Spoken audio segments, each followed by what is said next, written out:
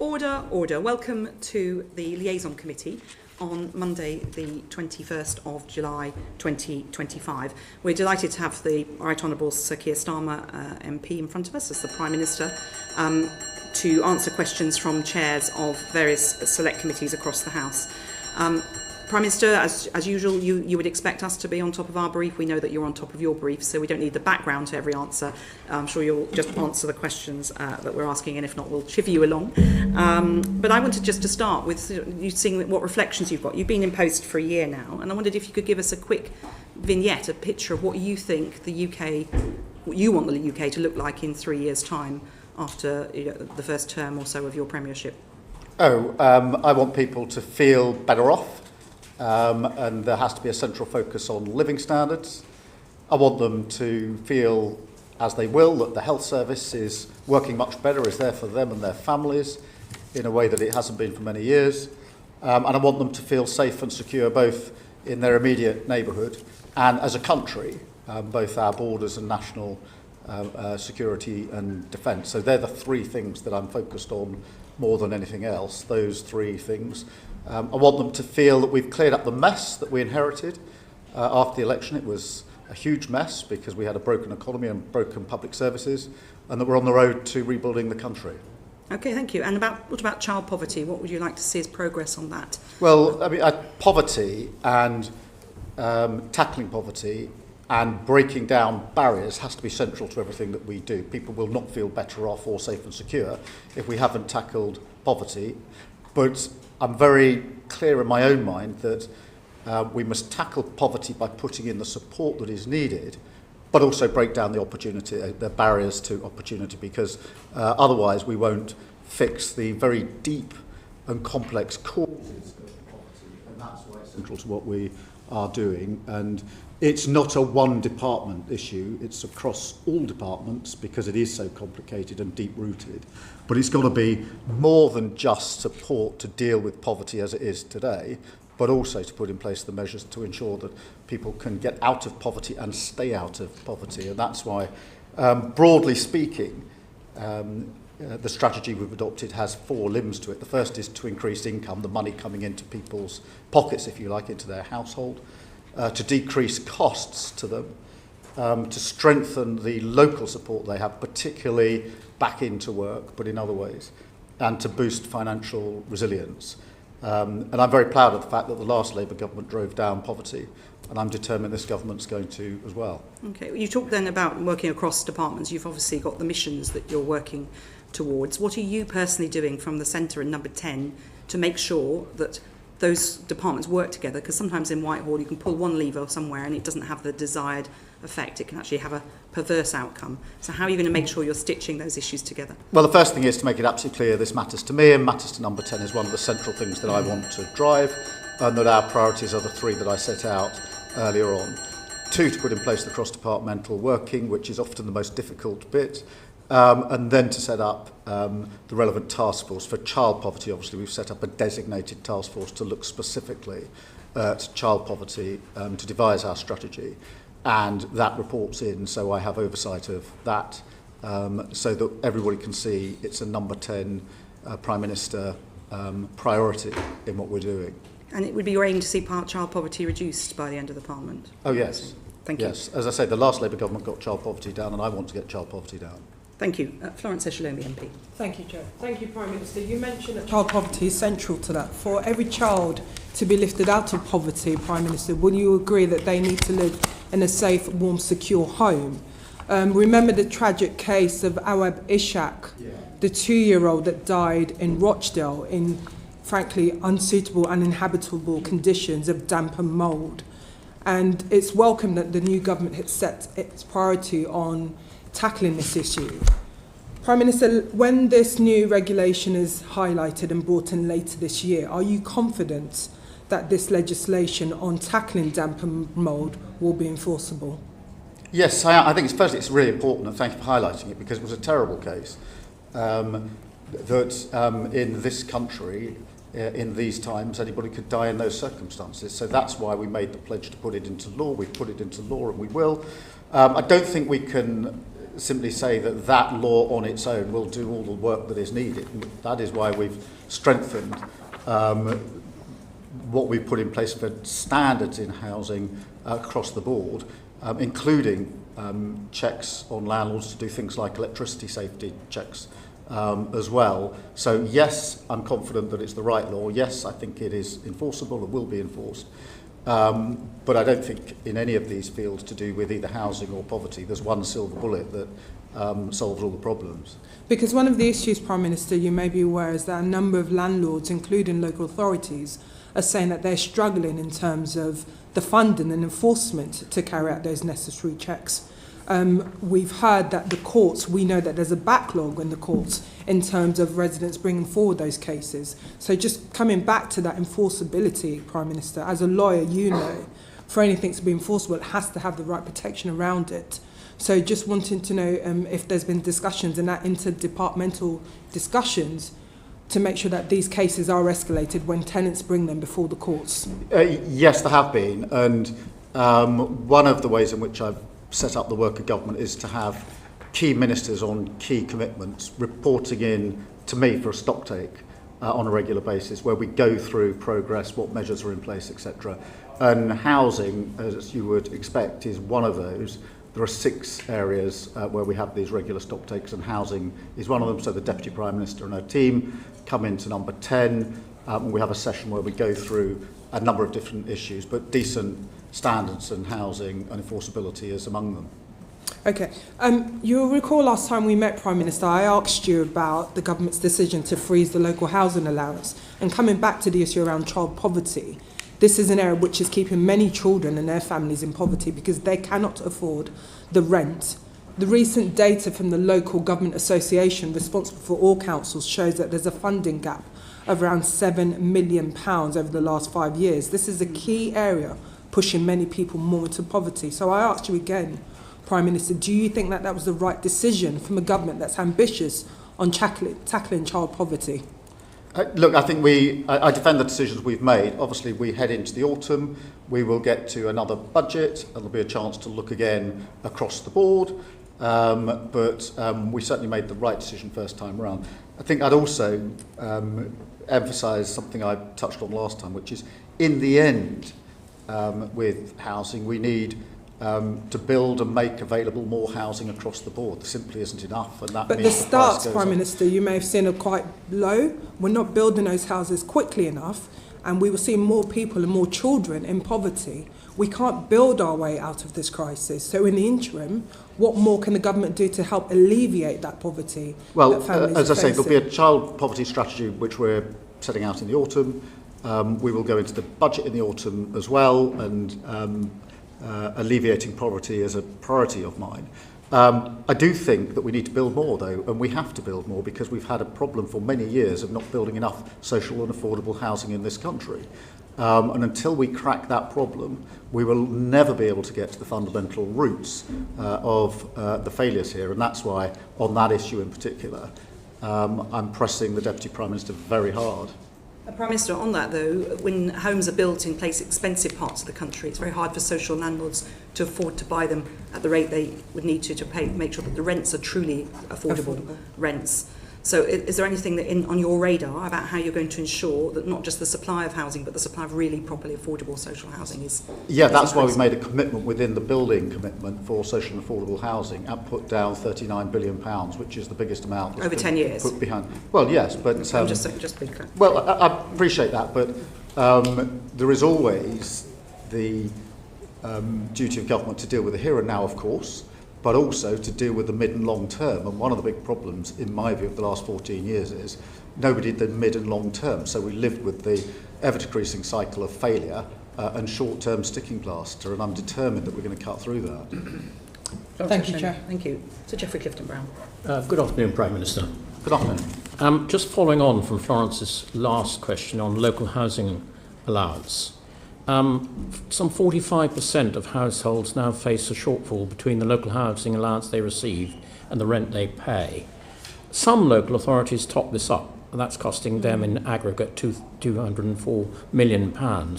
But when we did a study, the PAC did a study on this way back in January, your officials at DWP could not tell us what effect the freezing of these local housing allowances would have on increased homelessness, because there must be an effect. Well, I hope that since then they've provided you with a letter or some further evidence. If they haven't, I shall make sure I do after this session.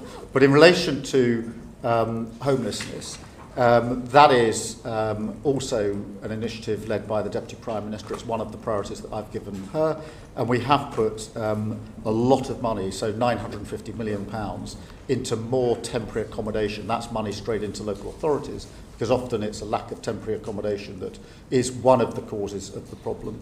And overall, we're investing £1 billion in reducing homelessness, and that involves a lot of preventative work. So there is a central focus on homelessness, quite a lot of money being put behind it, but particularly focused on this question of temporary accommodation available to local authorities. So if I could just stick with homelessness a minute. We discovered that the cladding remediation levy was sucking up so much of developers' funds that the affordable housing starts in London last year, from a fairly low base, I accept, dropped by 90%. Yeah. That surely is not going to help either the people who are made homelessness or your overall effort to reduce poverty, is it? No, and we need to drive that up, and that's a problem we've identified and are working on. Obviously, we've got to do the necessary work on cladding. That's got to be financed, but you're absolutely right that we need to turn that number around and drive it up. And so the Deputy Prime Minister is across all these issues of housing.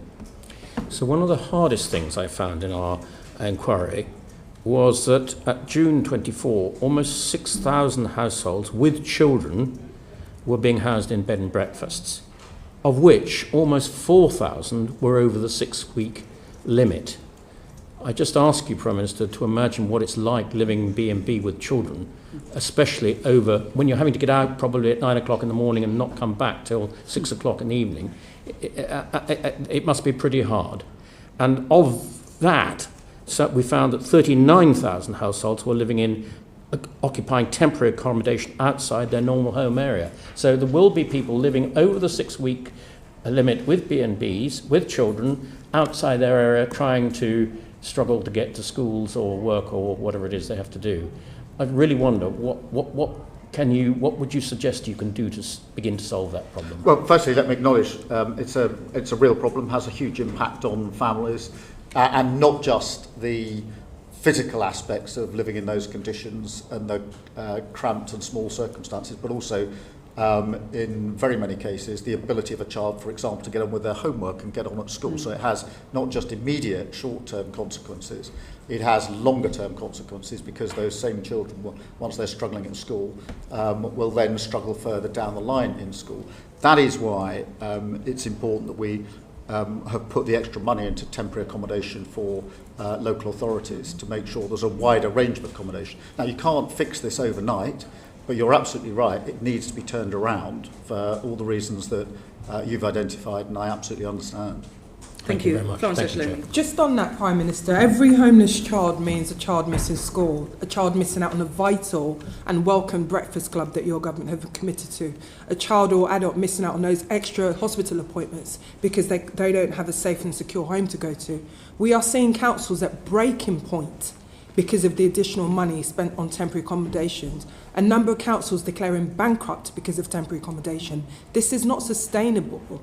And I come back to some of the measures that have been taken by the government. So just to ask, do you feel, Prime Minister, then, that we do need to have an urgent reset in local government funding to look at these long-term solutions and key pressures facing councils up and down the country? Prime Minister. Yeah, I mean, firstly, let me say we have put £1 billion into homelessness. That is a huge amount, more than any government's put in for a very, very long time, for precisely the reasons that have been identified by this committee. So there's an absolute commitment on homelessness, and the money was put there in the budget and the spending review to make good on the commitment on homelessness. On the wider question of local authority funding, yes, I do think it needs a review. I've long thought it needs a review, amongst other things, we need multi-year settlements. There are no end of local authorities that say to me, because it's a year-on-year allocation of money, we can't use the money as effectively as we might otherwise be able to do. There are, I don't know how many local authorities who say to me, until you fix, as we are now doing, the no-fault eviction problem, you'll have a homelessness problem, and the bill will be picked up by local authorities. That's why we brought in the provisions to get rid of no-fault evictions. So I absolutely agree with you. This needs review, it needs change. We've started the process of change. And they would be, as it were, the top contenders that, for me, of what we're getting on with to bring about a material change as quickly as we can. Okay, that's good. So it'll be good to know when we'll expect to see some of those changes and the extra investment, and if it's something that... Well, the investment in homelessness has gone in already. I mean, the money's been made available. When do you expect to see a change? Well, as soon as possible. I've got the Deputy Prime Minister project managing this. We're looking across the numbers. We're getting the money to where it needs to be. But the financial commitment and the political commitment are in place, and the Deputy Prime Minister is pretty focused. I mean, it matters hugely to her, it matters hugely to me, and therefore we're driving it through central government. I talked earlier about your vision in 3 years. I mean, you're saying in 3 years, in the next year, you'll see a difference. When do you think we'll see the actual difference on the ground? Because in homelessness or living standards more generally? Well, on this particular issue, on housing and home and temporary accommodation. Oh, I want the money going into temporary accommodation, I want to see having immediate effect. In other words, more accommodation available. Now, obviously, it'll take some time to get it into place. But where is this accommodation going to come from? This isn't a delayed project. Well, in terms of what can be built, what can be arranged, what can be taken by councils and repurposed is a central focus of what we're doing. But I'm impatient for this change to be driven through. There's no desire on government for this to take any longer than it needs to take to be done effectively and properly. It's just that we've got Home Office bidding for homes for asylum seekers. We've got councils bidding for the same properties. Everyone's driving up the price, driving up the cost. I know, from the government. Which is why I'm so furious at the last government for leaving tens of thousands of asylum seekers unprocessed with nowhere to live other than accommodation paid for by the taxpayer. Are you planning to build homes or put people into... We have to do a number of things. We do have to build, of course. But that won't happen in the next year. We have to take over other accommodation, and we have to drive down the asylum lists. There is no just a pinpoint before. What other accommodation precisely are you planning to take over to provide temporary accommodation for families? Oh, there's lots of housing in many local authorities that can be used, and we're identifying where it can be used. But I mean, look. Can you give us? Have you got any examples you can give us? No, but I'll write in and give you details. Because I could say certainly in a number of our local authorities, I'm already picking up from around the table, there isn't a lot of spare housing available. If there were, councils would be able to be dealing with it by now. Yeah. Well, exactly, which is why leaving a huge tens of thousands of unprocessed asylum seekers that need to be housed is a huge problem for this government. You'll be putting the homeless families into those hotels? No. We're looking at what accommodation is available, and I'll make sure that we send a detailed letter. Okay, well, we certainly look forward to receiving that detailed note. I'm sure councils will be breathless waiting for it. Helen Hayes, MP. Thank you. Good afternoon, Prime Minister. My committee has just completed an inquiry on children's social care. And as part of that inquiry, we heard really devastating evidence from care-experienced young people who experience a cliff edge in support at the age of 18. So, for example, a young person told us how she had to give up her A-levels because she had to work in order to pay rent to keep a roof over her head. I hope you would agree that that is a choice that no young person should have to make. And as a consequence of that evidence, my committee's recommended that young care-experienced people need more support at the age of 18, both with accommodation and with their living costs, to stop them being trapped in poverty for a lifetime. Is that a recommendation that you agree with, and how would you progress the urgently needed additional support for young people leaving the care system? Well, firstly, I absolutely agree with the identification of the problem that you and your committee have put forward. Lots of children coming out of care essentially go off a cliff edge from having support when they're in care to almost none, and we've got to, in my view, change that so there's support and it's graduated as they come out of care. I haven't looked particularly at the recommendations, but I will make sure that they are being looked at and obviously give you our full response to them. Thank you. So we welcome very much the government's commitment to youth guarantee to support young people into education, employment or training. But we are really concerned about some of the additional barriers that young care experienced people face, often as a consequence of trauma that they've suffered earlier in their lives. And the evidence that we've seen would point to the government's decision to withdraw universal credit from under 22-year-olds as having particularly harsh impacts on increasing poverty amongst care experienced young people. Our report recommends that group of young people, actually a very small, numerically a very small group of people, are removed from the exemption, from the decision to withdraw universal credit so that they can still access that support when they need it. Is that something that you will be prepared to take forward? Well, certainly have a look at the recommendation that your committee has made. I do think the youth guarantee is a hugely important part of what we're trying to do, but we'll certainly look at your recommendation. One of the issues is that the mental health support often isn't there for those young people who've experienced trauma earlier in their lives, and it is very difficult for them, if they're living with trauma, to be able to take advantage of opportunities that might otherwise be available to them. And that's why we're looking particularly at that safety net for care experienced young people, because this is about avoiding them being trapped in poverty for the rest of their lives. Is this something you'd be prepared to pick up? Yeah, I mean, as I say, we'll look at the recommendation your committee has made. Okay. And then the final thing from me, just drawing again on that report, is that the evidence is that, I mean, really, if the government is serious about homelessness, if the government is serious about tackling the problems that we have in the criminal justice system, the government has to be serious about providing better support for young people in the care system, because they are so vastly overrepresented in both of those populations. So a quarter of the prison population has care experience. That would indicate that they're not in prison for any reason other than their lives have gone really badly wrong because they've been let down previously and when they were children. So this is a problem that we believe as a committee is of strategic importance to the government. Yet support across the country for care experienced young people is completely inconsistent. So our committee recommends that there is a national offer for care experienced young people. Will you commit to that, Prime Minister? Well, firstly, on your general analysis, I agree. I mean, for many years we've seen an overrepresentation of those that have been in care, in poverty and in prison in the criminal justice system. We absolutely need a better approach to that. Whether a completely national approach is right or wrong, I don't know. I'll certainly have a look again at what your committee has said about this and make the relevant inquiries. But we do have to improve the chances and opportunities for those who've been in care and come out of care.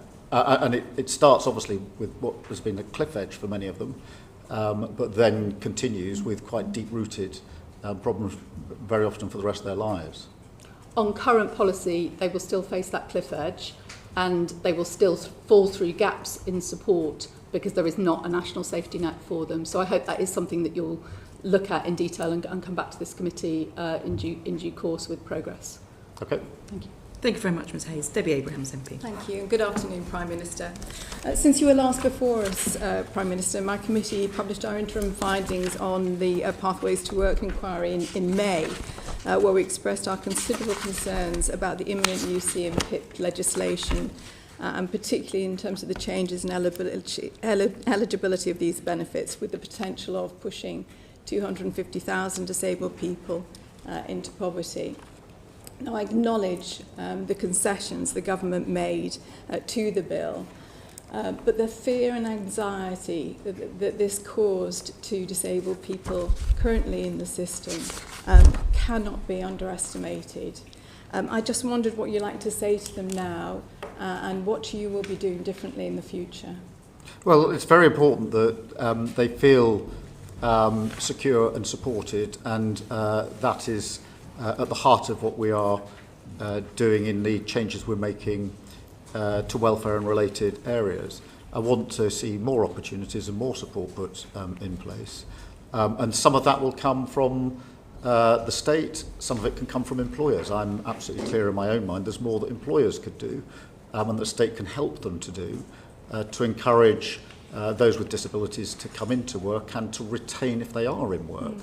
And I've seen good examples of that myself, as no doubt you have. but not enough across the country. So we need to do more. Thank you. Well, on that very point, you'll be aware that there is still projections that your government has put forward that estimate 50,000 newly disabled people in April next year will be pushed into poverty because of the reduction in the UC health element of the bill. Now, you mentioned about getting more disabled people into work. Charlie Mayfield, who, as you know, is doing the Keep Britain Working review, not to be published until later this autumn, Prime Minister, has said it will take several years before the labour market changes in order to allow more people to be employed, disabled people to be employed, but also to retain disabled people. So my question to you is, several years, 8 months, what are we going to do to mitigate against the potential pushing of another 50,000 people, disabled people, newly disabled people, and their families into poverty? Well, I think the Mayfield report is coming in the autumn with the final recommendations, so we obviously need to look at that piece of work, and that is focused, as you know, on what employers can do. I don't accept that everything is going to take years. Some changes do take years, but not all changes take years, and we have to do work in the interim to give that support to those with disabilities. What specifically had you in mind, given that we've had a disability employment gap for, well over 10 years? Well, I think there's a lot of work can be done with employers to encourage them to take on and to retain. That doesn't need primary legislation. I've seen pilot examples of it across the country, which I'd like to see many more of, that have been very, very successful. So, yes, I accept that, if you want to pass legislation, it'll probably take some time. I don't accept that every change that is needed, some of them that I've seen for myself have been quite effective, don't need legislation at all, and I think we can get on with that as quickly as possible. The Mayfield recommendations will be on with us, obviously, later this autumn. Can you give an example, Prime Minister, on that? Yes, I'm aware of the Trailblazers examples, and again, these are pilots and tens of thousands, not the hundreds of thousands that will be affected next April. And I'd just like to point out that in my part of the world, there is one job for a disabled person for every 333 disabled people chasing them. Slightly different in the south, where there's a more vibrant local economy. It just seems so punitive in that regard. But ultimately, Prime Minister, I just wanted to go back to my first point about doing things differently. This was poor legislation. It was designed to save money for the Treasury by cutting support to sick and disabled people. It was so far removed from Labour values of fairness and social justice, let alone compassion and common decency. I have to say I felt ashamed. So what are the values that will underpin the government in terms of the policy making going forward, so that we avoid the harms, the potential harms and the real harms that people are going to face, disabled people, vulnerable people are going to face? I think this is a really important Labour value. I think the fact that there are nearly 1 million young people out of work, not earning or learning, is a huge challenge for our country. And none of us should be accepting of a system that operates like that. It is broken, it needs to be mended. All the evidence is that if you're on benefits and out of work at that young age, the likelihood of ever getting into good, well-paid, secure employment goes down, down, down for the rest of your life. 1 in 10 working age people out of work and 3 million locked out for health-related reasons. It is no wonder that almost everybody says the system is broken and it's got to be changed. And I'm glad that we've started the process of change. I'm not going to pretend that we got everything right in recent weeks, but we do need to reform the system, and we should take that on as a Labour argument, in my view. Couldn't agree more. Everybody agrees that reform needs to happen. It is a broken system. Reform does not, you mentioned right at the beginning in your introduction, reform does not mean cuts to household incomes of already struggling households. We must do better, Prime Minister. You mentioned about reducing poverty. This had the potential of actually increasing it. I'll leave it there. Thank you. Thank you, Ms Abrams. Sir Geoffrey Clifton-Brown. Hello again, Prime Minister. It seems that we have, as Debbie Abrahams was saying, a long-term trend of unemployment increasing every month. It now stands at 4.7% and 1.67 million people out of work. And therefore it was perplexing to me, and I hope it might be perplexing to you, that when we did our inquiry on the 2nd of July into job centres, we found that there were 2,100 fewer work coaches than there had been the year before. Now, I accept that the DWP have had difficulty recruiting them, but given that I'm sure it must be your government stated objective to try and help people back into work wherever possible, and job coaches play a key part in that, it was surprising to find that not only was there fewer job coaches, their initial interview time had been cut from 50 to 30 minutes, with proposals to cut them even further. Now that means the moment the work coach gets into a room with a jobless person, they've got to establish who they are, get all their data, their criteria, their skills, their wishes, how they would get back into work, all in half an hour, which if it had been previously deemed that it was necessary to have 50 minutes, I don't see how quite that could be done in 30 minutes. And when we questioned DWP on this, they told us this was based on data from their own employees dating back to 2015 to 18. They had not done any surveys on the people trying to get back into work themselves. This really does seem peculiar. And we do know that the interwork rate declined from 9.7 in 2021 to 8.2 in 23-4. And I imagine it will decline again this year with the lack of these job coaches. So could you tell us how that might be reversed? Yeah, I mean, let me go back to the beginning of your question, if I may. The employment rate is up 0.8% over the year. The unemployment rate is also up slightly. Now, you may think that that's a slight contradiction, but as you will know, what that indicates in the data on my own analysis is that the inactivity numbers have gone down, so those not even looking for work have begun to look for work, hence the unemployment figure has gone up at the same time as the employment figure has gone up. That therefore puts a great spotlight on the very problem you've identified, which is whether job centres are doing what we expect of them in terms of helping those that are now looking for work and those that have been looking for work into work.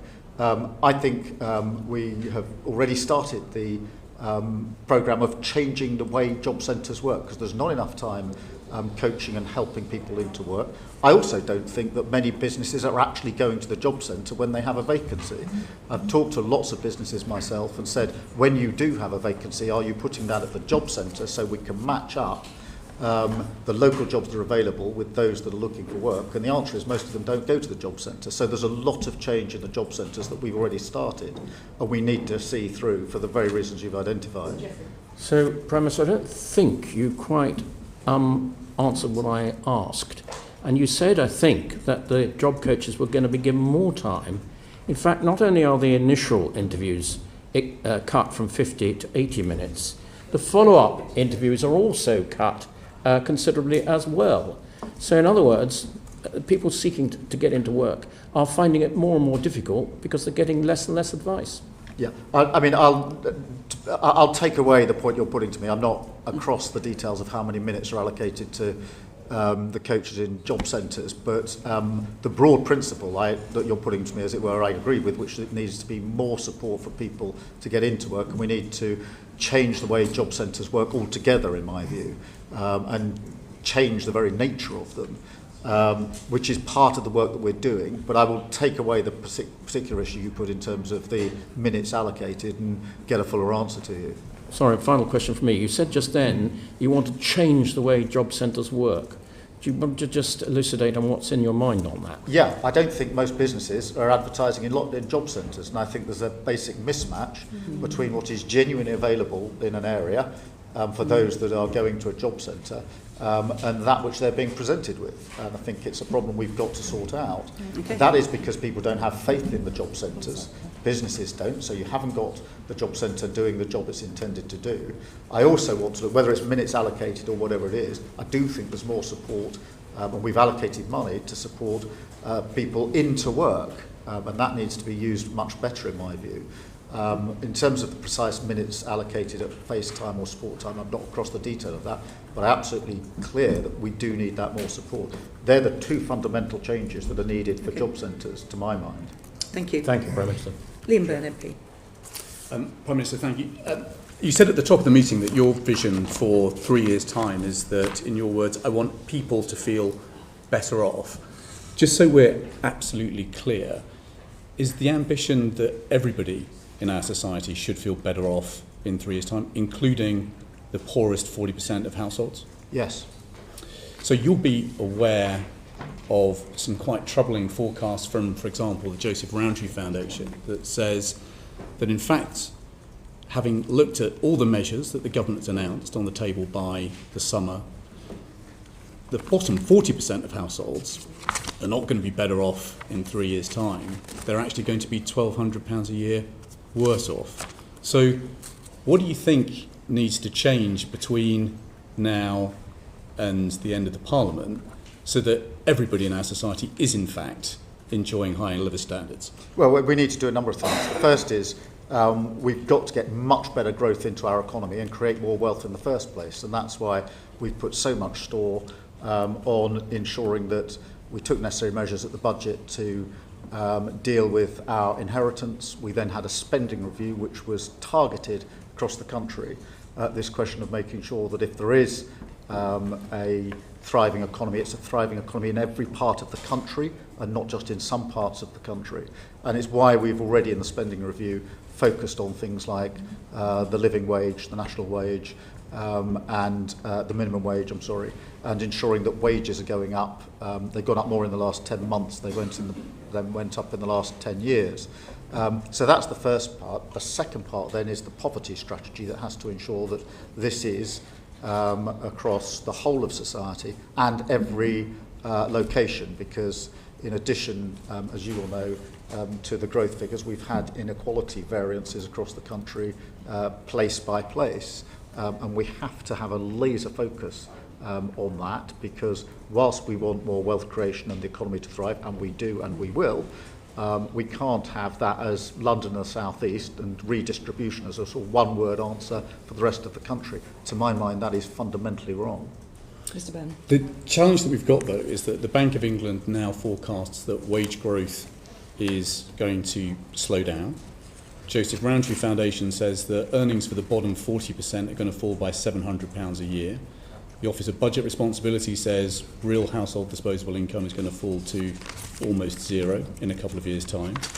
Resolution Foundation says that the freeze on tax thresholds means that the real wage growth for the poorest will get obliterated. We've got council tax going up by 5%, food going up 4.5%, we've got energy bills up 10%, water bills up 26%, and Joseph Rowntree Foundation says that for those coming off fixed-term mortgages, they're going to be paying on average £1,400 a year extra by the end of this Parliament. Similarly, poor picture and outlook for renters. So we've got taxes and bills that are rising faster than wages. So the question remains, what else do you think is needed over the next year or two so that everybody is enjoying higher living standards by the time of the next election? Well, if I just concentrate on two aspects of that. Firstly, the income side and then the cost side. On the income side, obviously, we have already pulled the lever of increasing minimum wages, which is on average of, I think, about £1,400 extra into everybody in effectively 3 million of the lowest lowest paid, above inflation increases for standard rates of universal credit. And then on the other flip side, if you like, free childcare is coming on stream from this September across the board from 9 months through to school starting age. Free school meals are being rolled out, breakfast clubs are being rolled out, limits on what you have to pay on school uniforms, and warm homes discount is £150 per household. That's gone from 3 million to 6 million households for this winter. So I do think there are things that government has done and will continue to do But in the end, the central focus has to be on creating more wealth and making sure that we have a growing and thriving economy.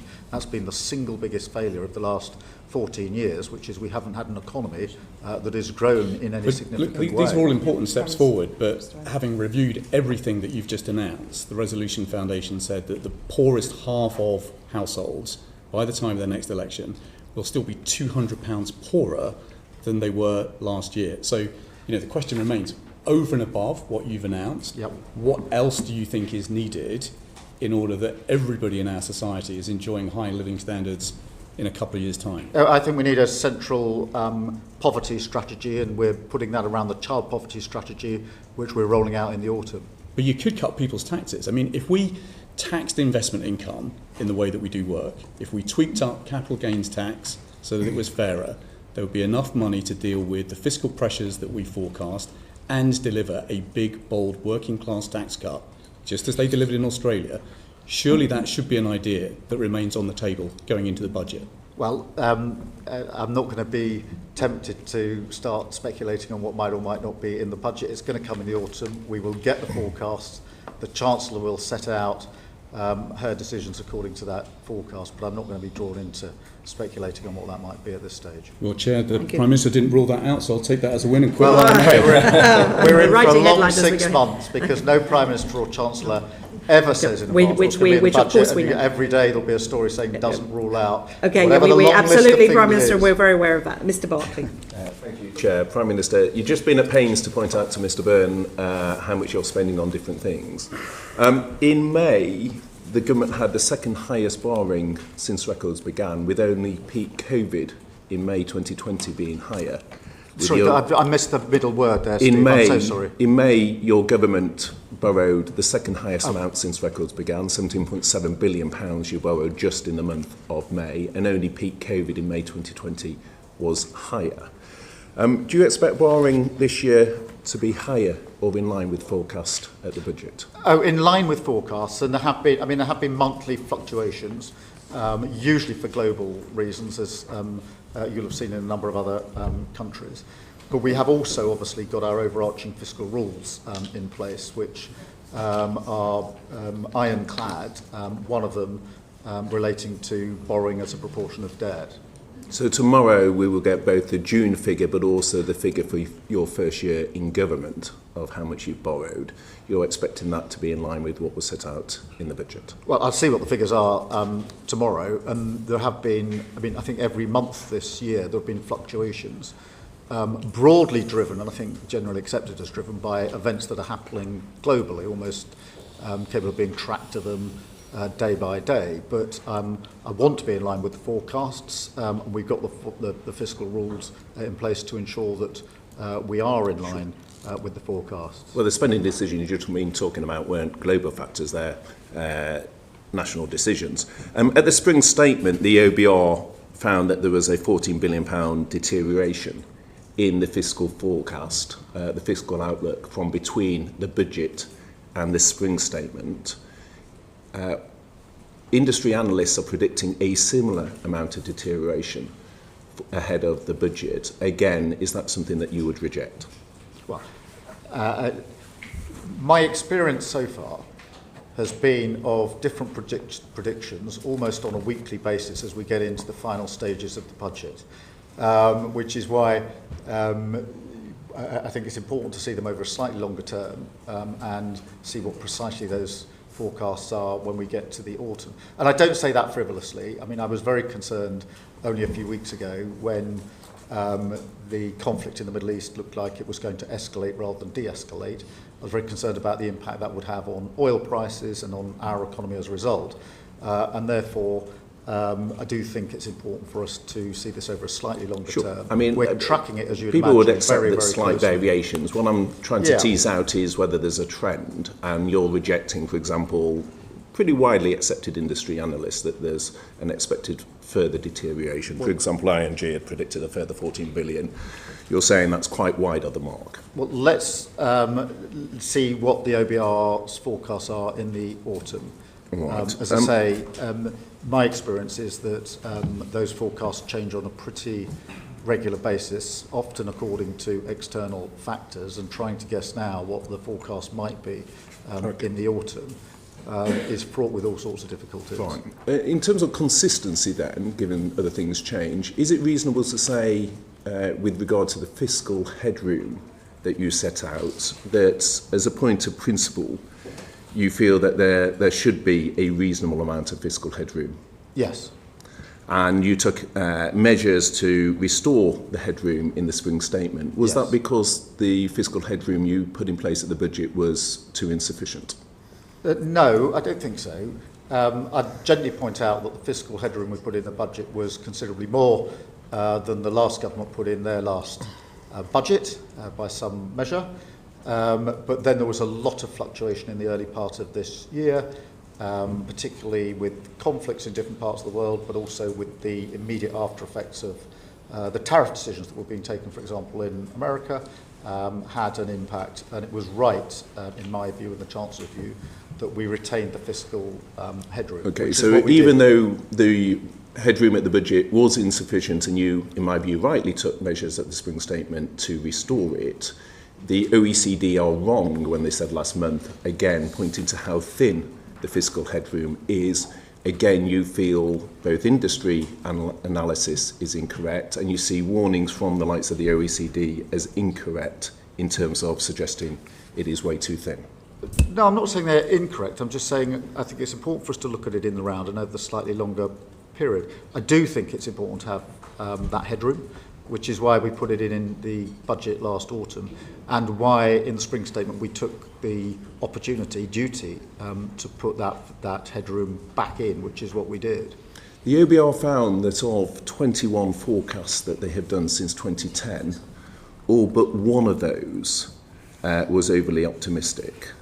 Are you confident that the OBR forecast done at the budget will not be over-optimistic this time?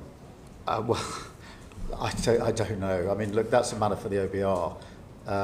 They make the forecast. They're there for a purpose. And we obviously take what forecast they put in place and act accordingly. Okay, what I'm interested in is decisions you have taken, for example, on welfare, where the IFS, I think, put the figure to over 3 billion, on winter fuel, where your own government figures put the cost as an additional 1 billion. There will be known pressures from decisions you have taken, which will be coming in the forthcoming budget. And what I'm interested in is the trend of a fiscal headroom which was insufficient, and you've already had to take measures to restore it. Warnings of that and warnings from industry. And again, without getting into writing a budget ahead of October, I'm interested in the trends and whether you're concerned. No, I mean, I am, Stephen. You've been in this position preparing for budgets, and you will know the experience, which is that there are forecasts that, as you lead into a budget, begin in the end come on a weekly basis and fluctuate week to week, literally, and therefore. My experience of the budget and the spring statement is to focus intensely on the forecasts when we get them and prepare for them now according to our fiscal rules, which is what we're doing. Well, you would accept that the size of gap we're talking about is more than mere fluctuations? Well, look, back in the autumn, the OBR predicted one thing. By the spring, it predicted something else. By autumn, they will give their prediction going forward from there, and we have to work from that forecast. But that's been consistent in a deteriorating line. That's the concern. It's not been fluctuating and getting better for some of the time. It's been consistently deteriorating. Well, different forecast different things. Nobody forecast that we'd have the highest growth in the G7 for the first quarter of this year, but we did. And I'm pleased about that. And I think the measures we're taking can create the conditions in which we can improve on that in the autumn and the budgets thereafter. Okay, so optimism, Prime Minister, for the future as well. Of course. Okay, thank you very much. Dame Caroline Dinage. Thank you very much. Good afternoon, Prime Minister. 86% of charities say that they are seeing an increased demand for their services. Meanwhile, fewer people and fewer corporations are actually donating to charity, and their overheads are going up. What's your government going to do to support charities? Well, it is important. I think over half of the charities have been exempted from the national insurance rises. We are looking at what we can do on sort of business rates, etc., for charities and put in the support that they need. That's it. Well, there's probably other things as well, and I'll write to you with further stuff. I mean, you say that half of charities have been exempted from the national insurance contributions, but there are 44,000 registered charities that have an income over £100,000, and the National Council for Voluntary Organisations reckons the next increase is going to put their payments at 1.4 billion. You know, these are the organisations that you said when you came into this room, you said tackling poverty is central to everything we do. These are the organisations that are doing just that in our constituencies. They're tackling poverty on the ground, they're feeding people, they're running hospices. Your next hike is one of the causes of the decline. 30% of them say they're cutting staff. Isn't it time to offer just a blanket carve out to charities? No, I don't think it is. But in terms of the point you make about charities in all of our constituencies working hard in these areas, I completely accept that. And one of the things that we launched last Thursday was the Civil Society Covenant, where we got many, many thousands of charities together and did what we promised in opposition, which was to bring the government and the charities together in a partnership through that covenant and demonstrate to them the sort of work that we can do together. I have to say, they felt that that was the first time it had ever happened with a government prepared to work with charities in that way. It was a very good thing, very, very well received, and an example, to my mind, of the sort of partnership working we're going to have in this country. We're going to bring around the change that we need to bring about in the speed we've got available, because we have to always remember we inherited both a broken economy plus broken public services. No government's inherited that combination for decades upon decades and decades and decades, and that's a very difficult working environment. But you're now attempting to break our charities. I mean, just this month, Marie Curie Hospice in Liverpool closed their inpatient unit permanently. Your civil society covenant won't put charities on a good financial footing by itself. You need to offer them a carve-out for this national insurance rise. I mean, quite simply, it is breaking them. 30% of them say they're cutting staff. Only 50% of them now feel positive about the future, Prime Minister. Can't you do something? Well, it is important just to bear in mind why we had to do what we did on national insurance. We looked through the books and we found £22 billion missing.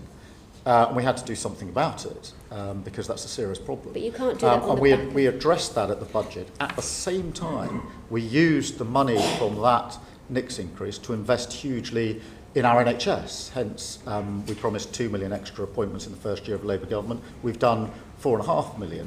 That takes the pressure off many charities. I want to talk about charities, and you're basically balancing the book on the back of things like children's hospices. Can I also talk about... we're clearing up the mess of the last government. On the back of children's hospices. Charities also depend upon individuals giving generously. Do you know which is the most generous constituency in the country?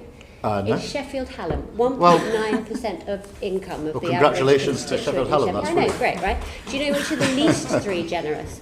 The least three generous are Kensington and Bayswater, Chelsea and Fulham, and Holborn and St Pancras, Prime Minister, each at around about 0.5% of their income, about half of the average of the country as a whole. Now, we know that you and your colleagues aren't adverse to being on the receiving end of a little bit of philanthropic giving. How would you persuade people in wealthy areas like yours just to dig a bit deeper? That's the first time I've been presented with those figures, but clearly in Holborn and St Pancras and other places we need to up our game, and we will do so. So have you got a plan to promote philanthropy? Well, the first I hadn't seen that readout of figures by constituency before. Not just in your constituency, across the country. What can we do to encourage corporations and individuals just to support charities a bit more?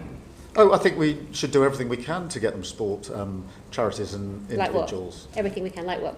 Well, we'll go to Sheffield Hallam and we will find out what's happening there that clearly isn't happening in Holborn and St Pancras, and take it away as a learning experience. Is this something your civil society covenant might be looking at? Yes. I think one of the most important things is how government works with charities supporting what they do. We've had examples of charities rolling out particular initiatives that they've brought to us.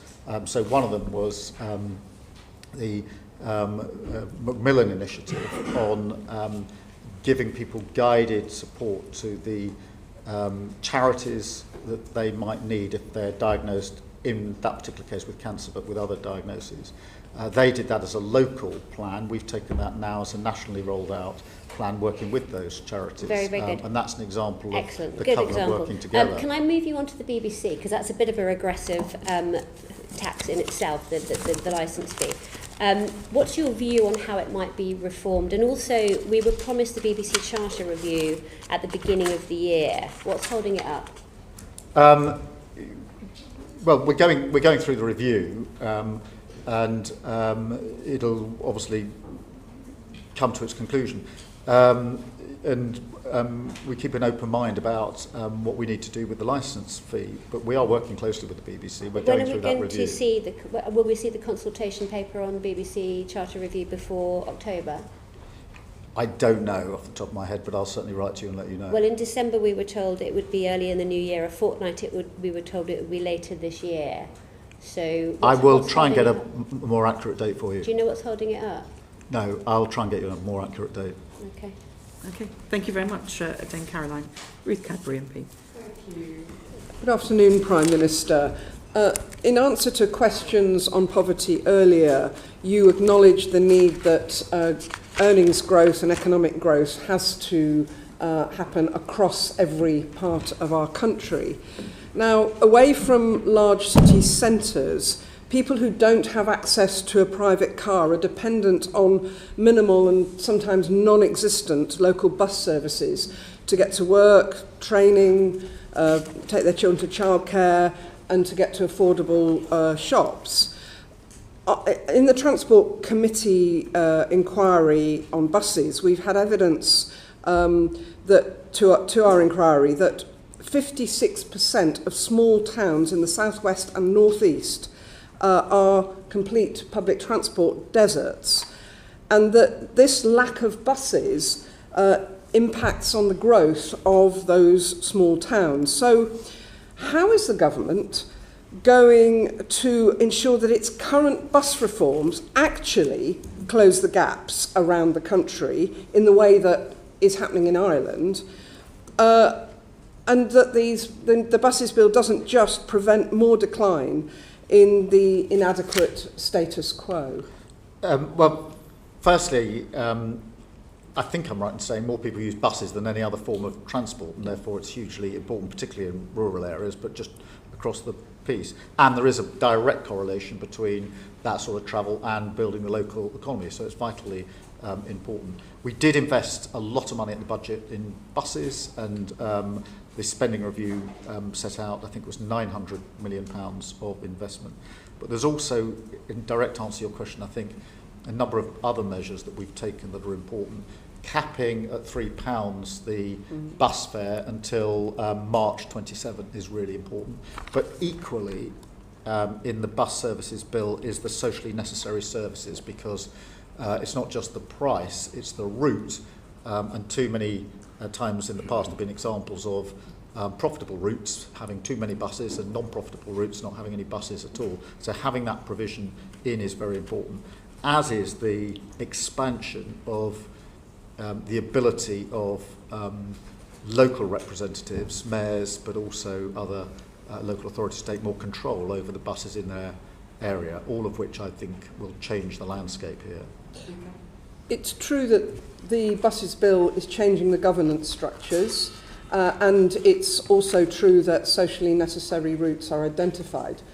Our concern is, and the evidence we received, is that that might just about hold the status quo, while we've got many places that already have no bus service, and many more places that have no evening and no weekend bus service. So could I just ask, Prime Minister, that you look at the buses bill and other potential initiatives available to you to ensure that buses and bus use grows around England outside of London, rather than just stays as it is?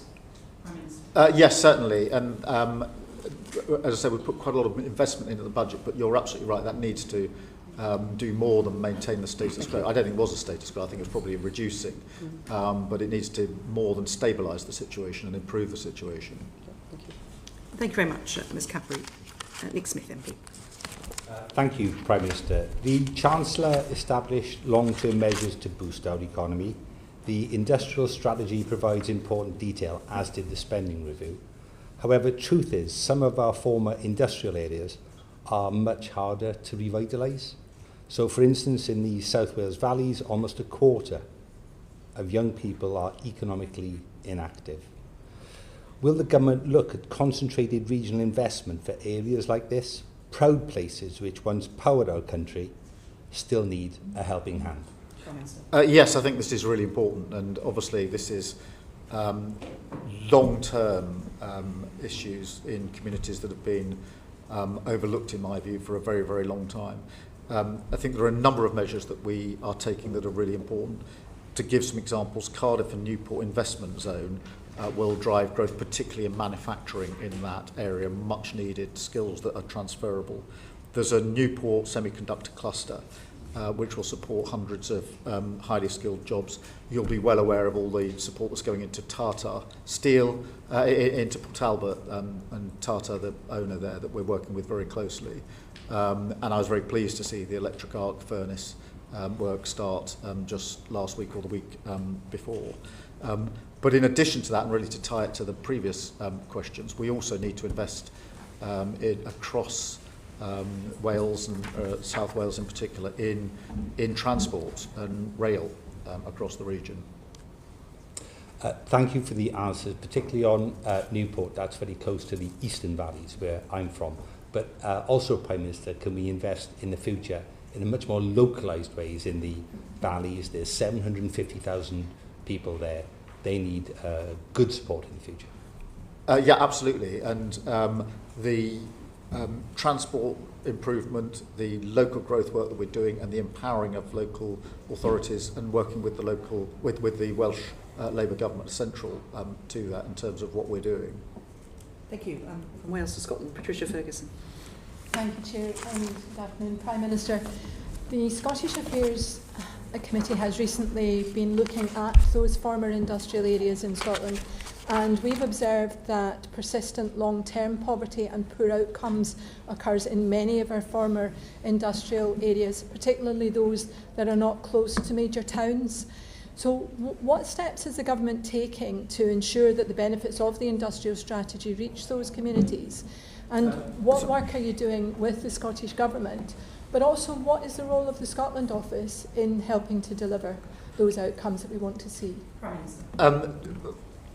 Some of the levers to deal with poverty are obviously devolved. Some are not. The ones that aren't, we can operate and pull, and we will. So that's your minimum wage, the changes to universal credit, employment rights bill, and some of the other schemes like warm homes. So there are things I think directly the government can do. We, at the budget last year, set out the biggest devolution settlement for Scotland, best part of £50 billion per year. So there is the money there for the Scottish Government to get on and take some of the other necessary measures, and I'm not convinced that they're doing so. Our job, notwithstanding our political differences, to work with the Scottish Government to deliver, particularly on good, well-paid jobs in areas that need them. That we are doing. One of the first things I did as Prime Minister was to go to Scotland, in fact, the very first visit within days, to say to the First Minister that notwithstanding our political differences, I saw my job to be delivering for Scotland, and therefore we'd work with him and his government wherever we could. Nick Smith MP. Hello again, Prime Minister. The best way out of poverty is a good job. In recent years, there's been a cyber security course in Ebervale. Cyber attacks on Marks and Spencer highlight how crucial this sector is. Archie Norman from M&S outlined the enormous surface attack which companies face, often after outsourcing and offshoring of cyber security. So could you consider how the government and the private sector might collaborate on this to expand technology and cyber security jobs here in the UK? This could reduce our tech risk and be a pipeline for jobs for younger people for the future. Yes, firstly, I think it's a really important issue because there are very many more cyber attacks than most people appreciate, and there are serious security risks. Marks and Spencer is an example, or plenty of others.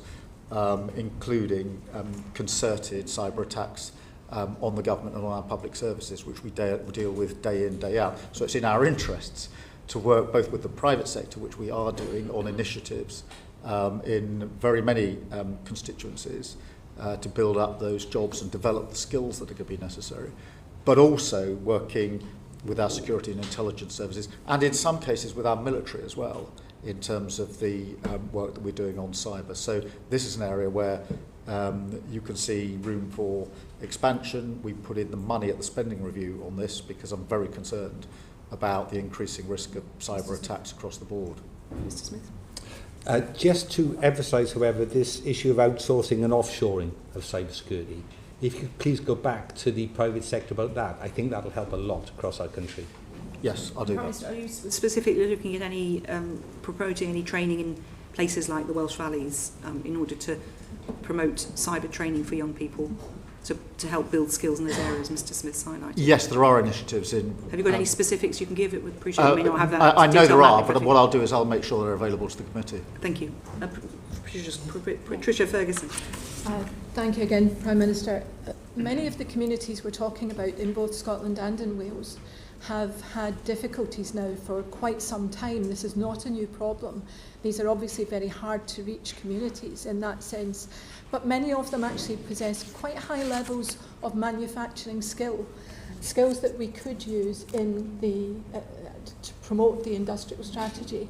So I just wonder if there are any specific things that we can point to that would help these communities to get out of this difficulty, because as I mentioned earlier, the problem seems to be particularly acute for those communities that are not close to a larger town where they can feed off what's happening there and where they have transport links that they can access to.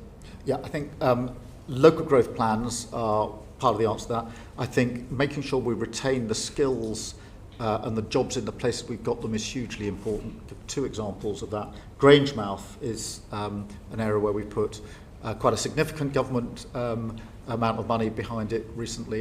Grangemouth, it seems to me, I mean, there's a problem obviously with the winding down of the refinery at Grangemouth, but it is a huge opportunity in terms of the potential of Grangemouth, and therefore for that community and many, many communities around it. I see it as a huge opportunity. I think we've got 10 strands of work going on there to identify the best possible way forward for Grangemouth, which we shouldn't see as some sort of charity case. It is an incredible opportunity in Scotland. Equally, the work around Aberdeen as we transition from oil and gas to renewables, the potential there is huge for using the same pipework for carbon capture as is currently used for going the other way, if you like, and the same skills and the same workforce for decades to come. So I think there is huge potential in Scotland if we get this right.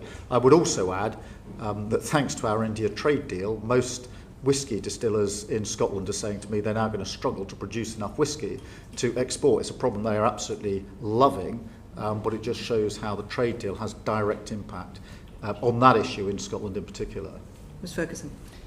Interestingly, many of the whisky distilleries will also tell you that they have the problem of being able to provide housing for their employees, but perhaps we don't want to go to that one at the moment. But I wonder whether you think that the new jobs coming forward, both from Grangemouth specifically and also in the transitioning of the North Sea, are able to keep up with the number of jobs that are being lost? I think they can, but I think it needs additional work, one of which is to value the local supply chains and to ensure that that is measured when contracts for procurement are put out, because I think particularly at the moment having secure supply chains in Scotland is vitally important, and therefore one aspect, whether it's Grangemouth or elsewhere, can then feed a lot of other communities, a lot of other jobs in quite a wide range of areas, but only if we value the fact that they are Scottish jobs in Scotland, where, in my view, the investment and the contract should be, not least because that then supports the communities through those jobs, and those with the jobs are then paying tax back into Scotland rather than paying it in another country. So we need to value it and weigh it in the work that we're doing on contracts in particular around the main clusters that we're talking about. Thank you. Thank you very much. Andy Slaughter, MP. Thank you, Chair. Good afternoon, Prime Minister. People of limited means used to rely on legal aid to navigate through the criminal and civil justice systems, as I think you know. The 2012 LASPO Act destroyed much of that, leaving an inadequate patchwork of advice and representation and longer delays in the civil courts, which is the subject of a Justice Committee report published today. No one is expecting the government to suddenly restore the billions taken out of legal aid, but is there a comprehensive plan for ensuring access to justice, or will this be more of a patch and mend job? Well, it's a massive problem, as ever. There's no department that we inherited that is anything other than broken. We are putting more money in. We're focusing first on the criminal side, putting in more money on legal aid because, as you will know, there are terrible backlogs in our courts, and we have to sort that out with more money going in, and then to focus on things like housing, where within the civil sphere there's a particular problem. So there is more money going in, it's focused in that way, but we are looking at a broader review of how we can have better and quicker access to justice because it's far too slow. Thank you. Could I just move on to reoffending then? We've got terrible reoffending rates in this country. People leave prison without a job, a place to stay, or support with addiction and mental health. Some become a nuisance on our high street, committing further offences and quickly finding themselves back in prison. But while you're building new prisons and substituting control and punishment in the community for custody, what plans does the government have to cut the numbers committing criminal offences by reducing reoffending, stopping the revolving door that destroys the lives of victims and perpetrators alike? The first thing is more mental health and substance abuse support in prison whilst people are in prison, which we're putting in and does make a difference. I think for those that are out of prison and serving their sentences in the community, there's an initiative we've launched with councils to try and bridge them into well-paid work at the end of that part of their sentence, which is shown to have material support, and then putting a better package of support around those actually leaving prison when they do leave prison. So they're the three things that we're doing at the moment. Thank you. Thank you very much. And we're now going to move on to discussing some of the international issues that you've been dealing with, Prime Minister. And Andy Slaughter's going to kick off with that as well. Well, slight change of tack, Prime Minister. Every day it's clearer that the civilian population of Gaza is being starved, killed and displaced in a systematic yet indiscriminate way. The steps the UK has taken thus far have had no effect on the criminal actions of the Israeli government. Indeed, these have accelerated and spread to the West Bank. What further steps will the government take to protect Palestinians from mass killing and destruction of their homes and communities? And will these include recognition of Palestine as a state and acting on our obligations under the ICJ advisory opinion? Firstly, we need, in direct answer to the first part of your question, we need a ceasefire. And we need it straight away because that will create the space for the remaining hostages to be released. They've been held for a very, very long time. It will create the space for aid to get in at speed and at volume, which is desperately needed. And equally importantly, create the space for a political process, which to my mind is the only long-term way to get a sustained peace in Gaza, and we mustn't forget what's happening in the West Bank as well. I do think, in answer to the second part of your question, that it is important that all countries, including ours, play a leading part in bringing about the peaceful settlement that we want. And obviously, on the question of recognition, we are and have been for a long time committed to that as part of the process. As a contribution to the peace process at a time most conducive to the prospects of peace. We are working with others on how we get from where we are now to a two-state solution, which is the only viable option to my mind. And I think that we need to use the coming weeks to push further on credible plans for the next phase of Gaza. If we get to a ceasefire, we need to push past that and on to better regionally supported reconstruction efforts and supporting of the Arab plan. And I think we should play a leading part in that. I think, if I may, you began by talking about a ceasefire, which is absolutely right, because that is the sine qua non here.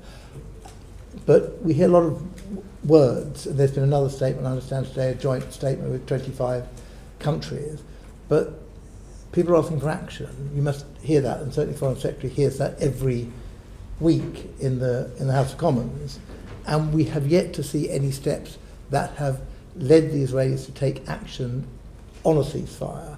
Indeed, the opposite is the case. Every morning brings new horrors and new atrocities, new displacements, new deaths of civilians queuing for food in that way. And they're looking to you and to this government to try and provide something which makes that ceasefire happen. What will that be? Firstly, let me be clear, the situation on the ground in Gaza is intolerable on so many levels.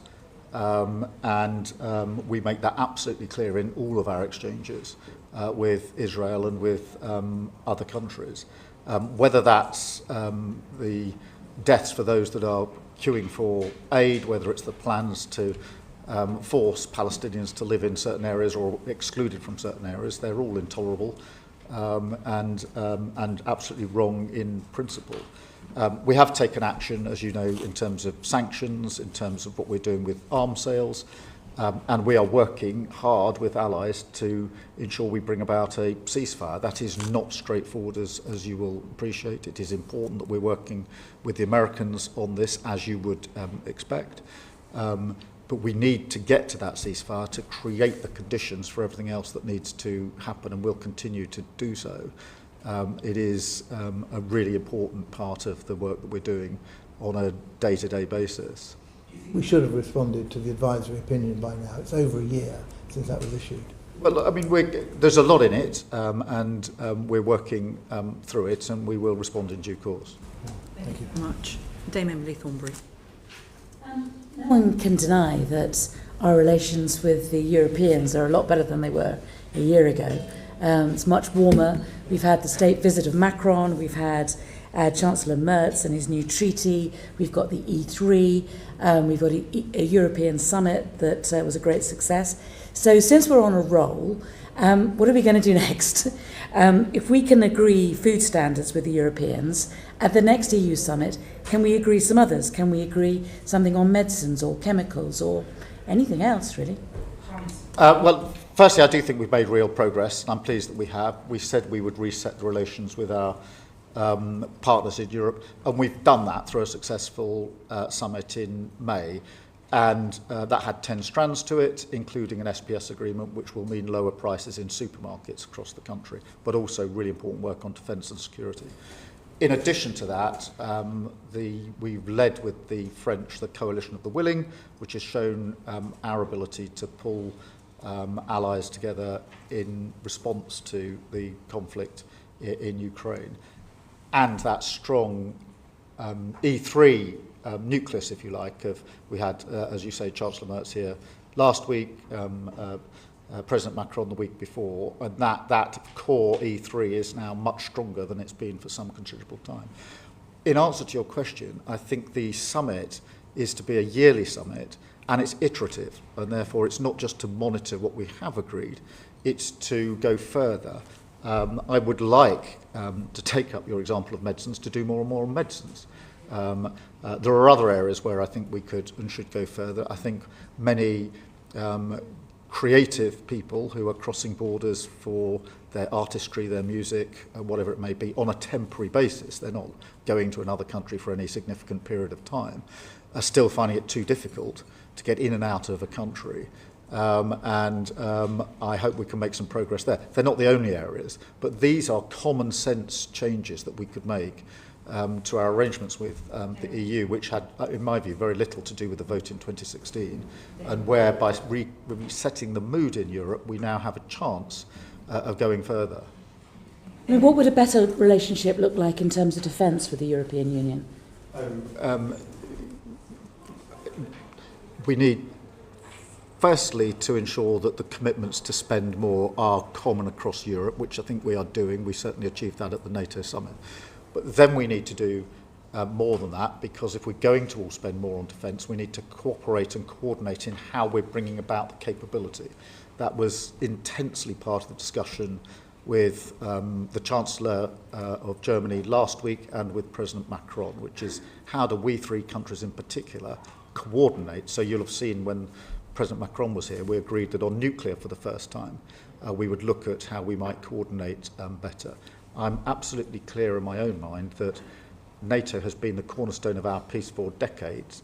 If it's to continue to be, and it's our duty to make sure that it is, it requires some more heavy lifting from the Europeans, and that is why I sort of led from the front in trying to get others into the place of cooperating and coordinating more on the capability. We can learn a lot from Ukraine. A lot of capability was made available to Ukraine, but actually it wasn't as useful as it could have been, because in years gone by there wasn't that level of coordination, and I think we can fix that now.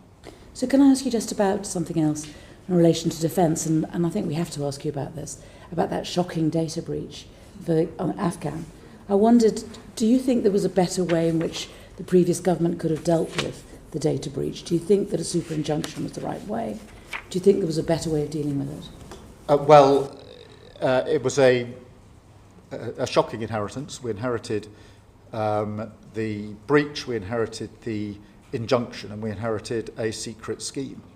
A number of us were quite uncomfortable about that, in answer to your question, which is why we set up the review to ask the question, is it necessary for these arrangements still to be in place, the RIMA review, and that produced an answer which was no, and therefore the injunction was lifted. But and we put in place other measures, as you would expect, to ensure that data is more securely held in the MOD. But it was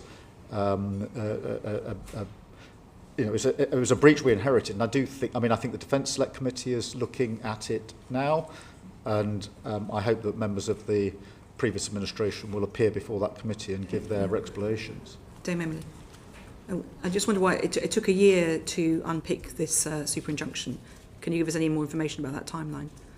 Yes, it was a very complicated review, and having got into the situation where lives were potentially at risk, I wanted the review to be as careful as it could be.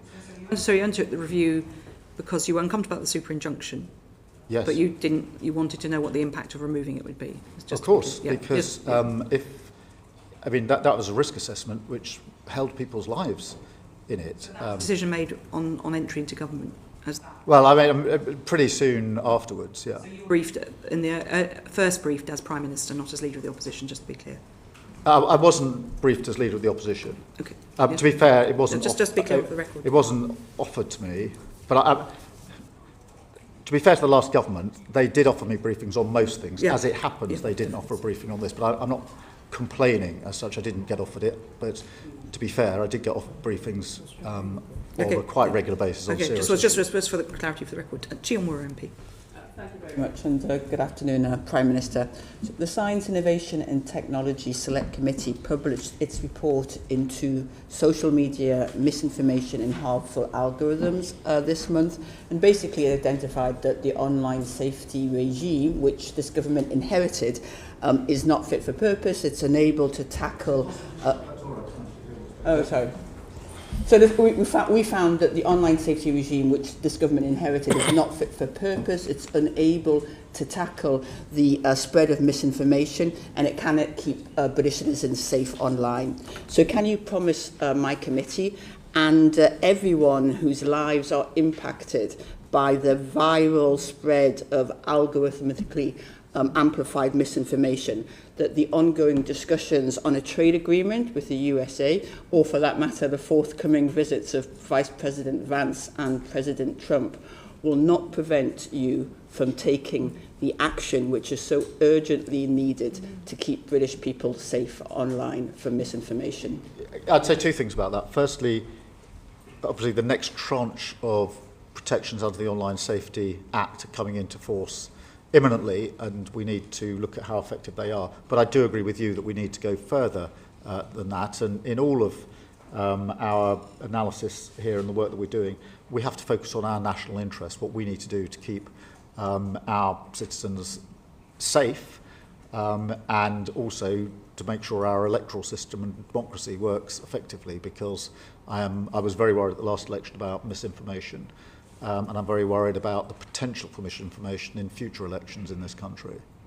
Thank you, Prime Minister. The Online Safety Act specifically does not address misinformation. That was clear evidence. But there are provisions within it that are coming on harm, which are coming into force imminently. Thank you very much. Dame Caroline Dinage. Just very quickly back to the BBC. It's the most trusted news brand around the world, and yet financial pressures have seen where they cut services, where the BBC World Service cuts services, they get backfilled by Chinese state media in Russia today, and that actually has a direct positive impact on favourability towards them. I just wondered, Prime Minister, do you agree with the Minister who said to my Select Committee that the BBC World Service bolsters national security and global security? And if you do you think more government departments should contribute to fund it? Firstly, I do agree with the proposition. I think the World Service is really important. I also agree that whether it's in broadcasting or other areas, there are other states that are more than happy to step in if a gap is left.